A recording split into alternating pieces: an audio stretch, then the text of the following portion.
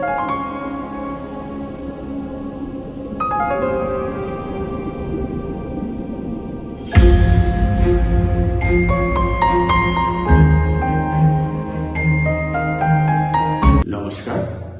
আমি ডক্টর চন্দ্রাংশু শাস্ত্রী। চিরন্তনীতে আপনাদের স্বাগত। আজকের ভিডিও বৃশ্চিক রাশির মে মাসের রাশিফল বিষয়ক। বৃশ্চিক রাশির জাতক জাতিকাদের মে মাস কেমন যাবে সে বিষয়ে আজ পুঙ্খানুপুঙ্খ আলোচনা করব। মাসিক রাশিফলে আমি শিক্ষা, স্বাস্থ্য, বিবাহিত জীবন, প্রেম এবং চাকরি, ব্যবসা সংক্রান্ত আলোচনা করে থাকি এবং ভিডিও শেষে সহজ প্রতিকারের কথা বলে থাকি। যাদের লগ্ন রাশি বৃশ্চিক তাদের জন্য এই ভিডিও অত্যন্ত ফলপ্রসূ হবে, কিন্তু যদি লগ্ন সম্পর্কে আপনি সম্পূর্ণ নিশ্চিত না হন তবে রাশি সাপেক্ষেও এই ভিডিও দেখতে পারেন। তবে আমি প্রায়ই বলে থাকি যে লগ্ন সাপেক্ষে মাসিক রাশিফল অনেক বেশি ফলপ্রসূ হয়। আপনি যদি এই চ্যানেলে নতুন হন তবে প্লিজ চ্যানেলটিকে সাবস্ক্রাইব করবেন। এখানে বিভিন্ন রাশির মাসিক রাশিফল, বিভিন্ন পূজার নির্ঘণ্ট ও নিয়মবিধি, ভগবত গীতার বাণী, রামকৃষ্ণ পরমহংসদেবের বাণী নিয়মিত সম্প্রচারিত হয়। ধনলক্ষ্মী সপ্তম স্থানে বসায় রাজযোগের সৃষ্টি হয়েছে, কেননা পঞ্চমপতি কেন্দ্রভাবে অবস্থান করলে কেন্দ্র ত্রিকোণ রাজযোগের সৃষ্টি হয়। সুতরাং এই মাস আমাদের জীবনে বহু ইতিবাচক প্রভাব নিয়ে আসবে। বৃহস্পতি ধন সম্পদের কারক গ্রহ এবং আপনাদের ধনপতিও হলেন দেবগুরু বৃহস্পতি।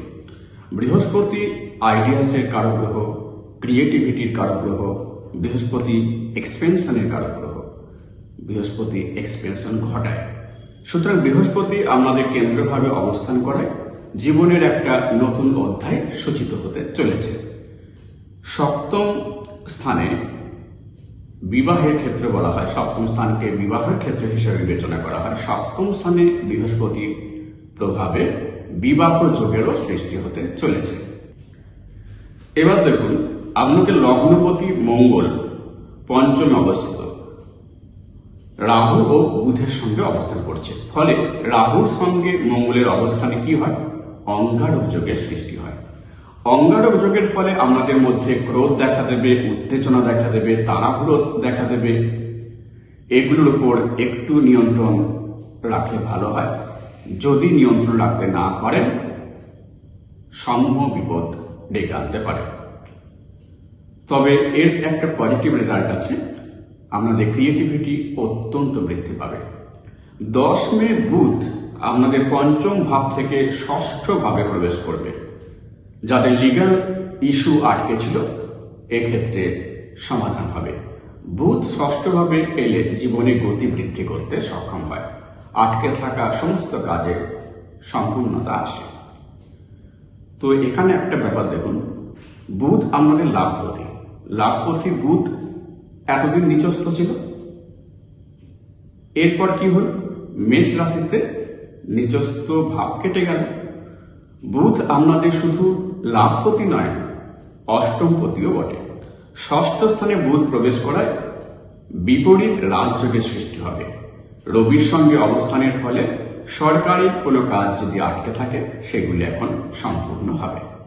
রবি 14 মে আপনাদের সপ্তম ভাবে প্রবেশ করবে।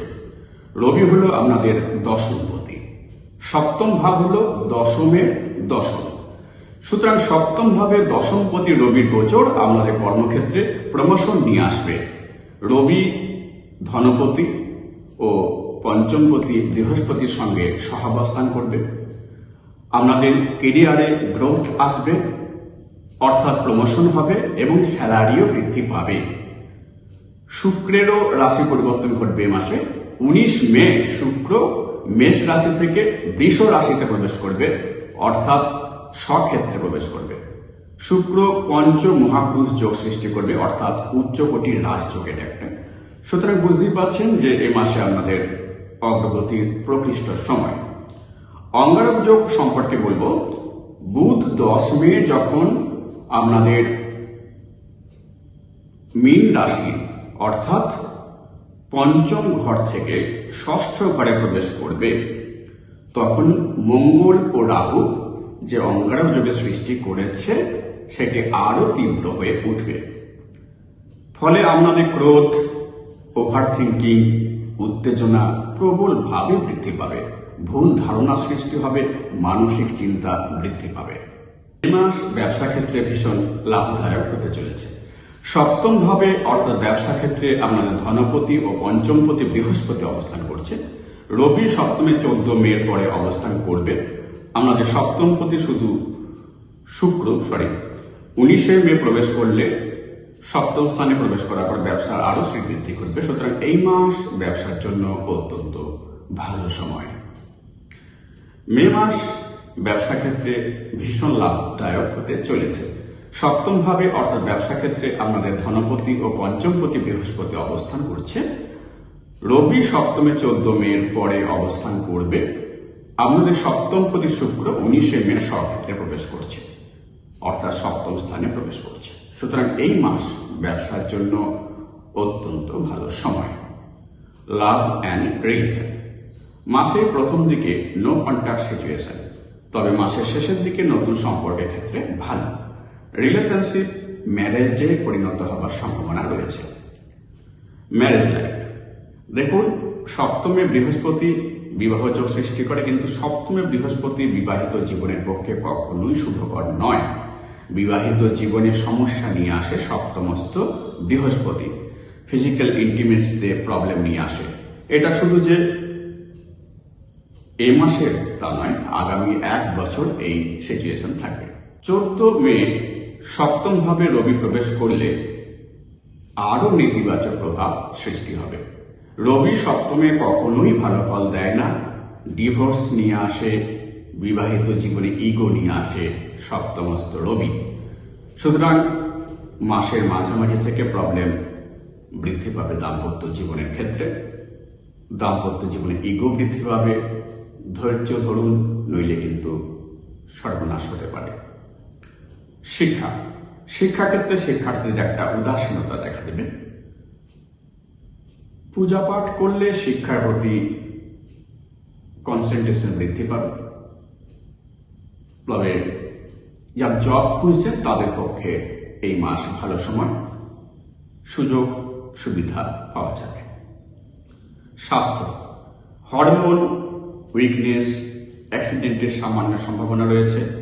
স্লিপ ডিসঅর্ডার, ইনফেকশন এগুলো দেখা দেওয়ার সম্ভাবনা। প্রতিকার, প্রতিদিন সকালে স্নানের পর হনুমান চালিসা পাঠ করবেন এবং হনুমানের উদ্দেশ্যে বলবেন ওম হং হনুমতে নমঃ 108 বার। প্রতি বৃহস্পতিবার বীজ মন্ত্র উচ্চারণ করবেন বৃহস্পতি,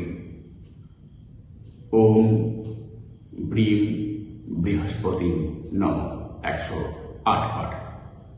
আমার এই ভিডিও ভালো লাগলে প্লিজ লাইক করবেন, শেয়ার করবেন এবং পরবর্তী ভিডিওগুলি যাতে শীঘ্র দেখতে পান সেজন্য চ্যানেলটিকে সাবস্ক্রাইব করবেন। ভালো থাকবেন, সুস্থ থাকবেন। আজ এই পর্যন্ত, দেখা হবে পরের ভিডিওতে। নমস্কার।